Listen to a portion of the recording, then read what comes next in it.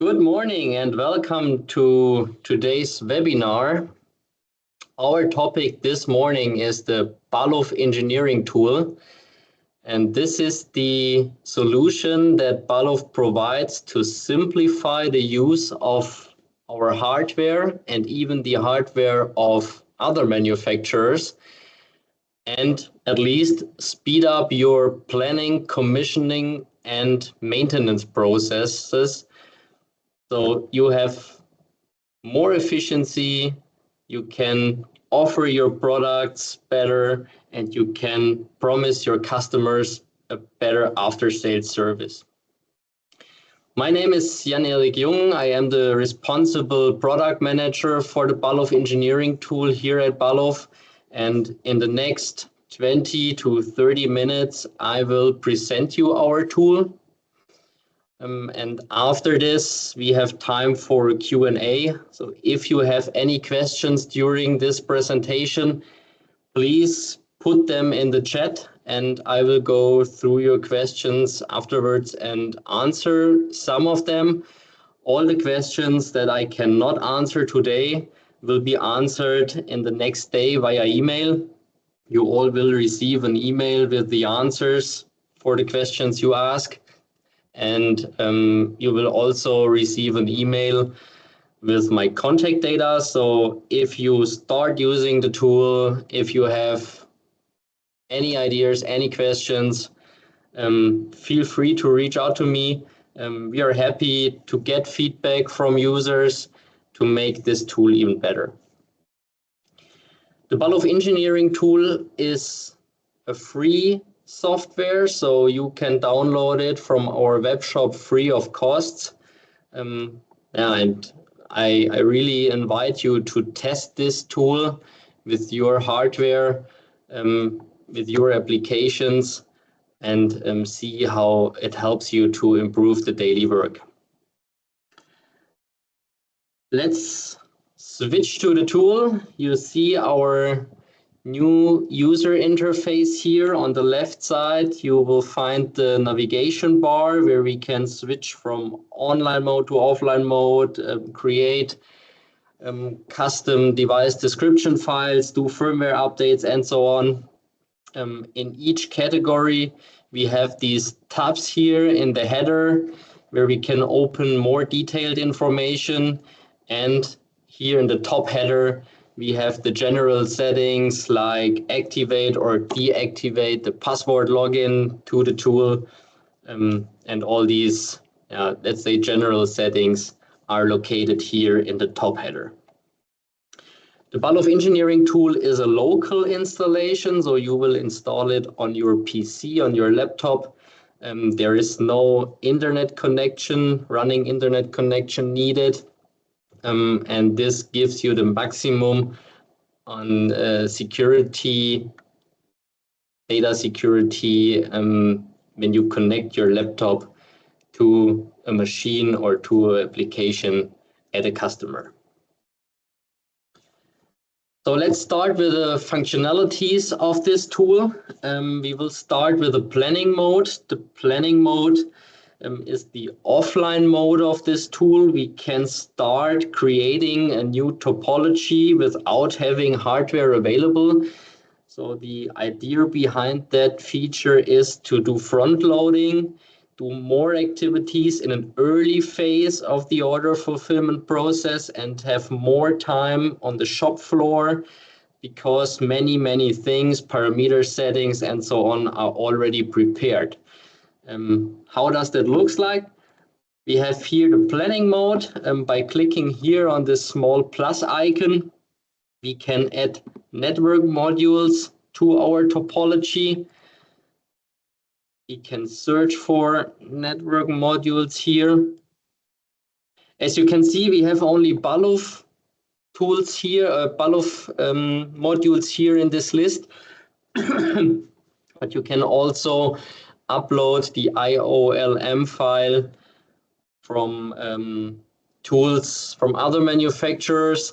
So here you can extend the device catalog and add also network modules from other manufacturers.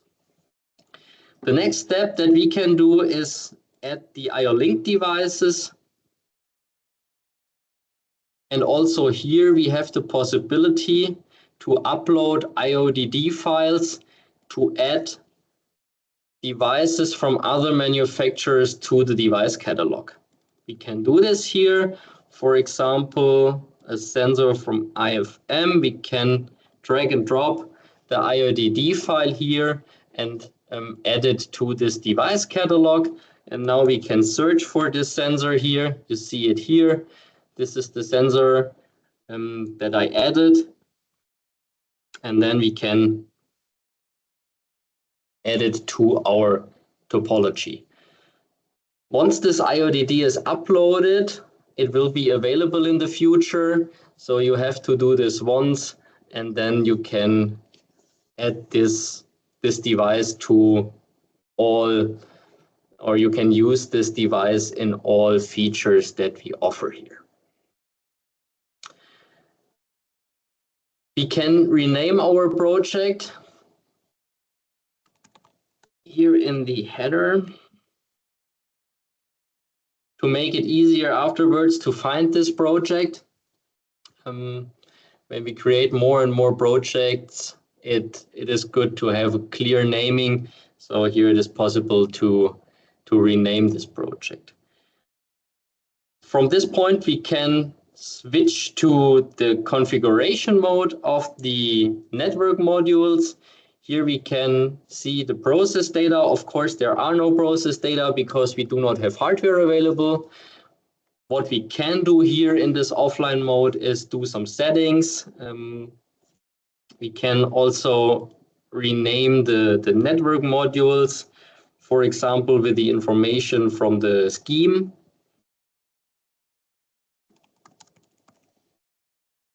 Oh, there is.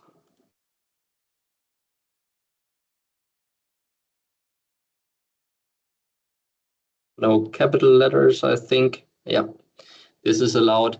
And this is what we can do here. We can prepare the port settings. And of course, a firmware update is not possible because we have no hardware available so far. This is how to create a topology offline. We can also switch to the devices and set the parameters here. All these functionalities can be done without having hardware connected to the Balluff Engineering Tool. So all this is possible to be done in the planning phase. Once all this is done, we can save this topology here and open it later when we have the hardware available or when we have the step in the assembly process where we want to transfer all the settings to the application. The second part of the planning process is the creation of individual device description files. A huge advantage of these device description files is that we can export this device description file from BET and import it, for example, in the TIA portal from Siemens. We provide this feature for Profinet and EtherCAT, so we can create GSDML files and EASY files. And let us continue with the GSDML file.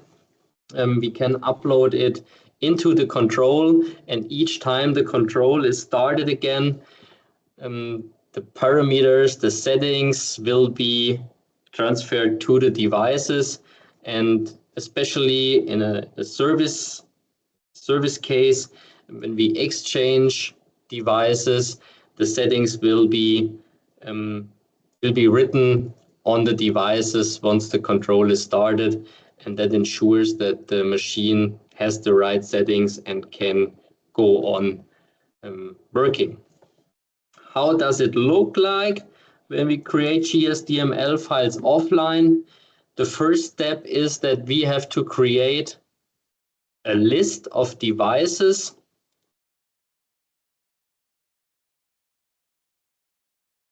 Can give that list a name because we can use it as backup and we can reuse it later. Now we can add all the devices that we want to have in our GSDML file.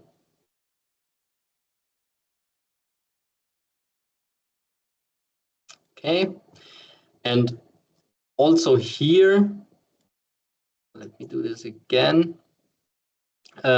We can add the devices from other manufacturers and do the configuration here in the planning phase.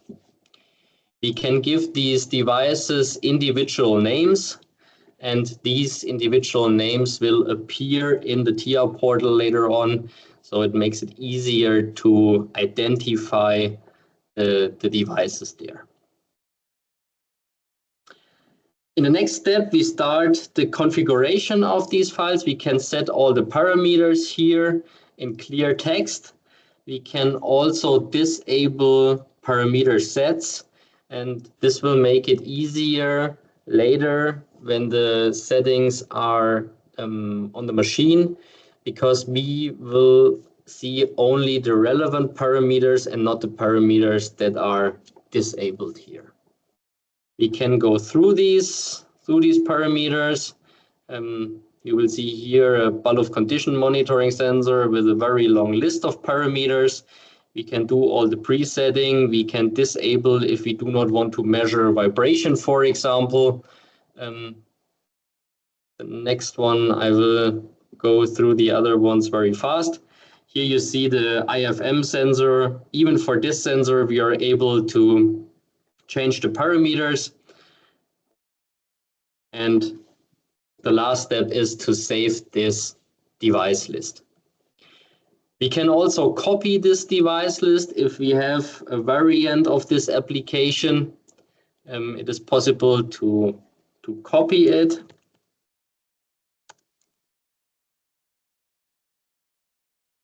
And then we can jump into this list and can do a different setting.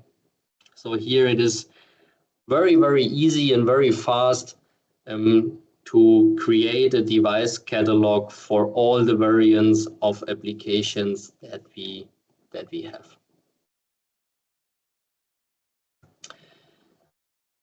The next step is to assign this device catalog to a network module, because we use the standard GSDML file or ESI file. And based on this standard file, we create the individual device description file. There is one activity needed that we have to do once. We have to upload the GSDML, the standard GSDML file here. Also here, drag and drop. We can copy the GSDML file into the BET, and now it is provided. And as a next step, we can say we want to assign this device list to this network module, and now export the custom GSDML file for this device catalog in combination with the BNI 00L3.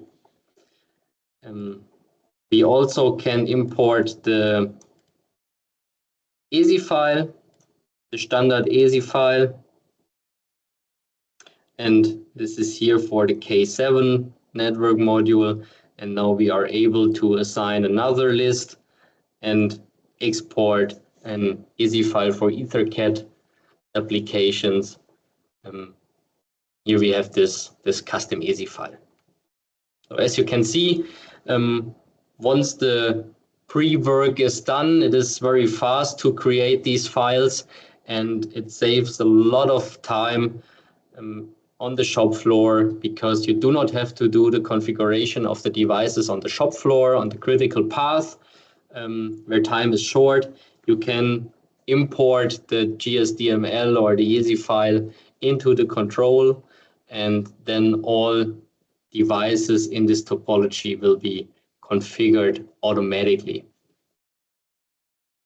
And you have a backup, or you can reuse it. If you build serial machines, you can use this several times. You can edit it afterwards if something is changing. So yeah, very flexible, very fast, very easy. This is a very valuable feature to speed up processes on the shop floor. This is the offline mode of the Balluff Engineering Tool. I will open a new topology because now we will switch to the online mode. And I have a small topology prepared here on my desk. And the first step that we have to do is that we scan for devices here. I have one connection point. I am connected with one master, and this is a huge benefit, especially in service, because your service technician has to connect only with one master, with one network module, and this connection point gives him access to the entire topology, to all devices. So it's really fast to set up the connection. We do not have to climb on machines or search for network modules to do modifications. We can connect with the with one network module where we can easily go to, and then we have access to the entire topology. We scan for devices in this network. As we can see, this is the master that I have here. And then we can decide that we want to activate all IO link ports, or we will keep the port settings, which is important when we do it in a service case. So let us keep all the settings. And now the scan is done. And here on the left in this tree view, we can see the devices that are part of the topology that I have prepared here on my desk. Now we have more possibilities to do settings, and we can open the detail view of this network module here.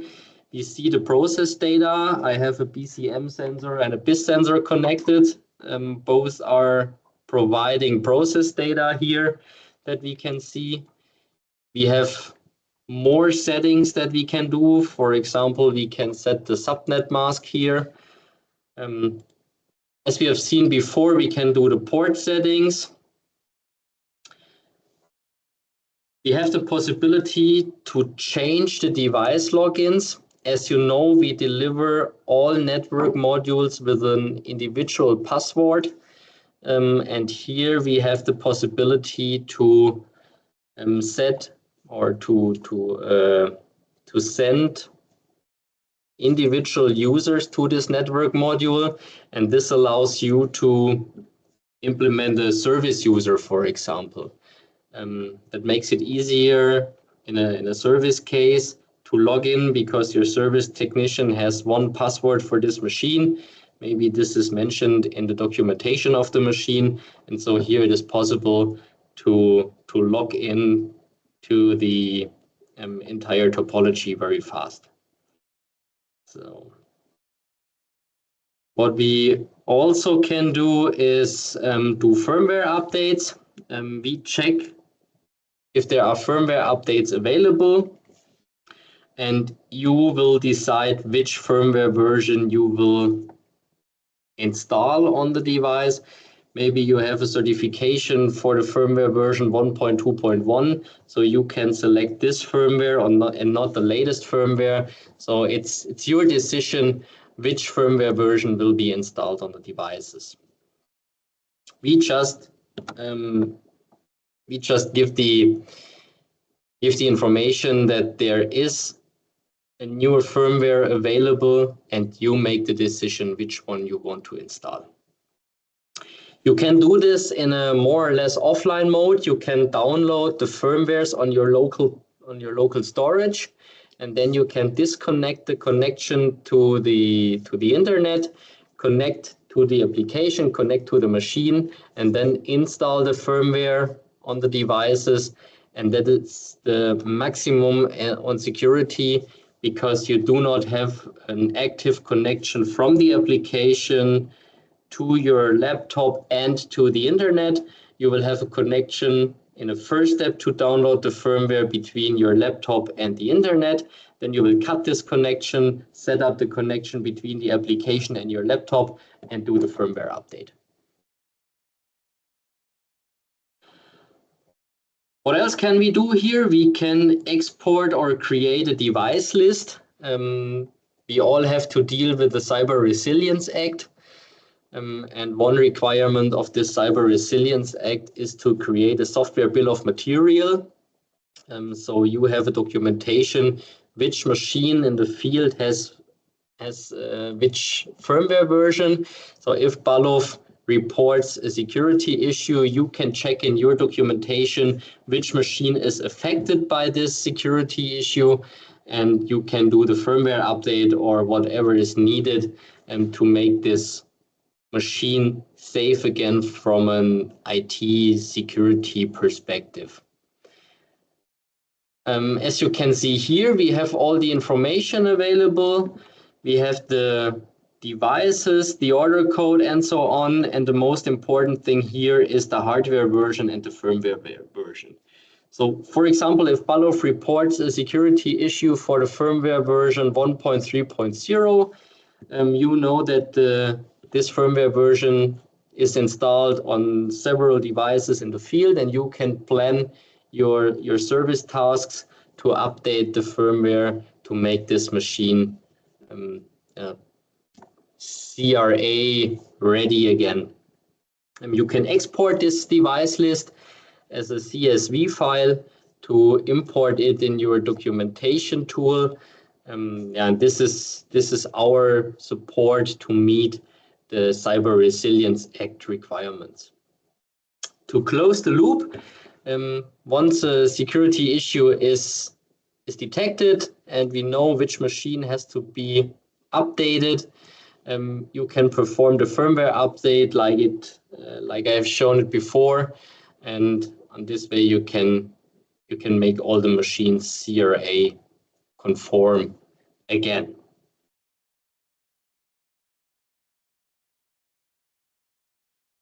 This is what we can do here. What else can we do? We can go a little bit deeper into the details of each single device.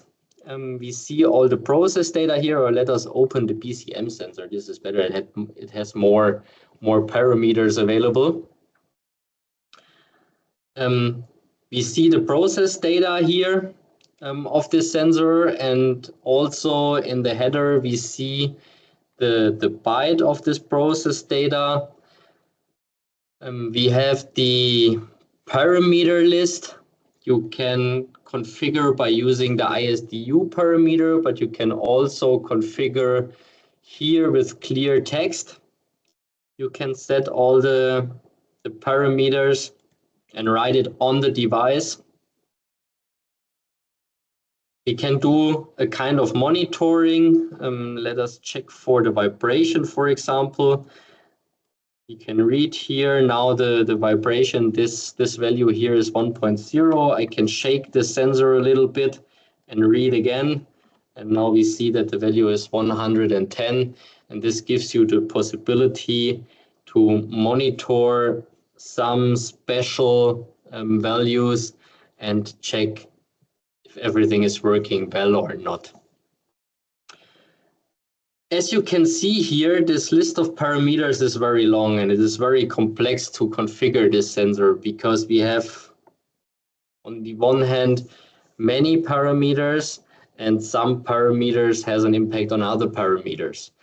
And that's the reason why we decide to provide a configurator, a wizard, to configure this sensor. We also provide this for smart lights, for BIS sensors, for the radar sensor. But let me present you this feature here with the Balluff condition monitoring sensor. To start the configurator, we will have to click on this tab here in the header, and here we can add a new monitoring function. And we can say, or no, let me go one step back. Let me delete this one here. Here we have the list of things that we can monitor. We can do this for a motor, for example. We can say we want to just check the temperature, or we want to use predefined characteristics that we want to monitor. So we can go through this process. Now we have to go through the steps of this assistant, of this wizard, to do all the settings. We can say it is a motor in this size here. We can choose the shaft height. This is important to, this is important to set all the thresholds.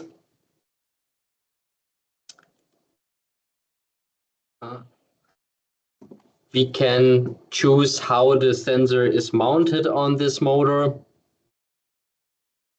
And then we can use these presetted thresholds, or we can change them. A little bit too much. So here it is possible to individualize the settings, and now we can save this monitoring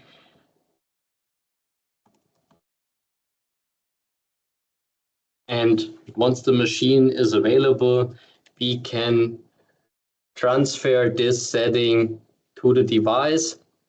We can reuse it, we can edit it, we can add many more monitoring functions. So if we have many variants of machines and each machine requires its own configuration, we can do this here, we can store it here, and we can reuse it later when a similar machine is built.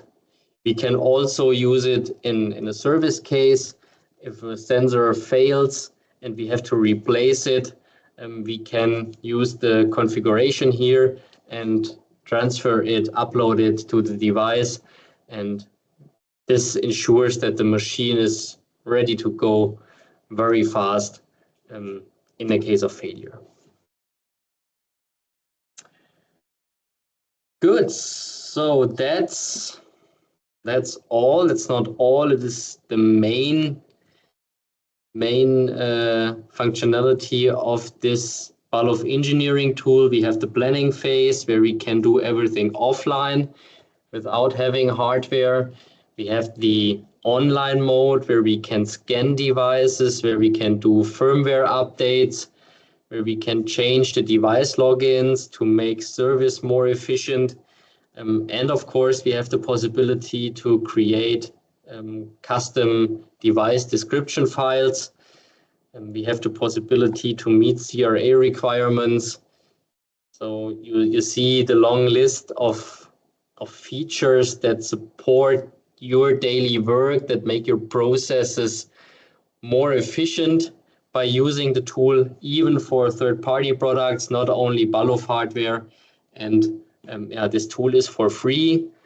We believe in that such a tool supports our hardware and is a must-have to sell hardware and to provide a strong package for you.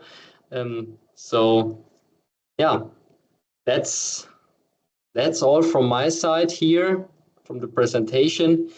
Let me check the Q&A chat. There are no questions in the Q&A. That's good, because I mentioned everything and there are no things open. Oh, there are questions. Sorry, it did not refresh. Now I refresh and there are some questions. Let me go through these questions. Can I go online with an already created config and upload it to create a GSDML file? Not yet. We know that this would be a very smooth process if you can scan a topology and then create a GSDML file out of it. Maybe we can provide this feature in 2027. Unfortunately, not this year, but I can say we are aware of this to make this process smoother if there is an existing topology. Yes.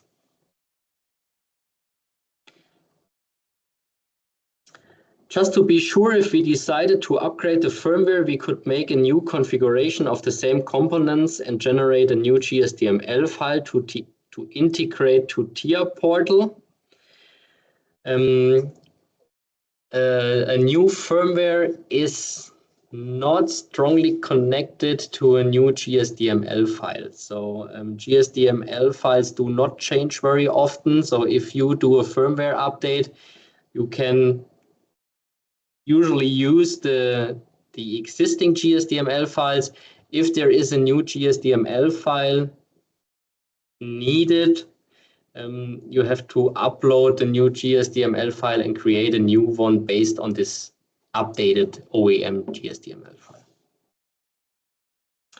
Where are the firmware files stored? These files are stored in our Balluff update platform.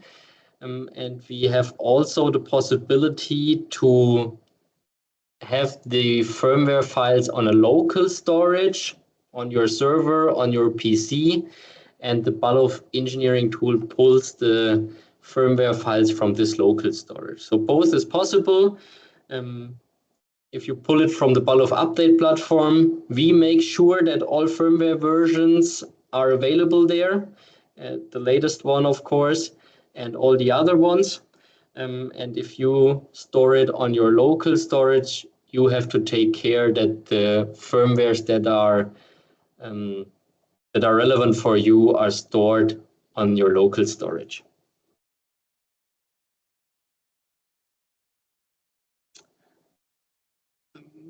How critical is to download the firmware updates to the module?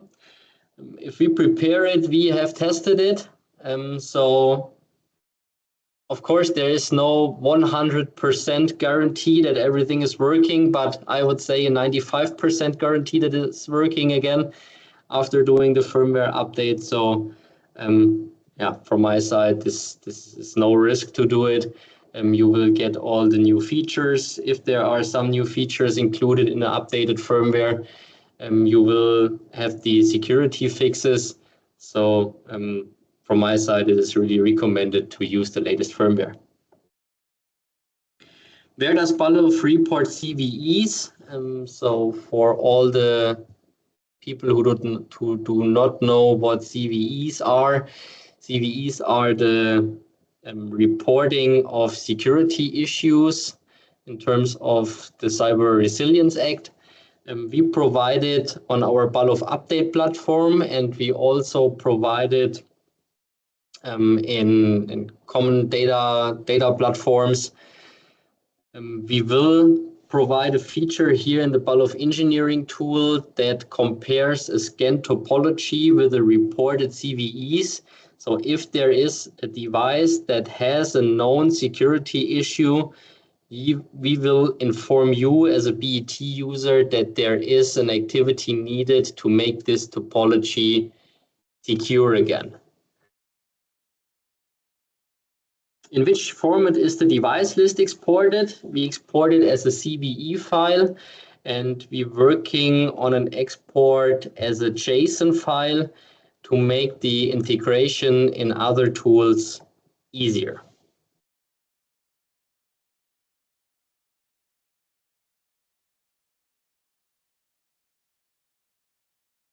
How do I set up a port as a normal DIDO instead of IO-Link?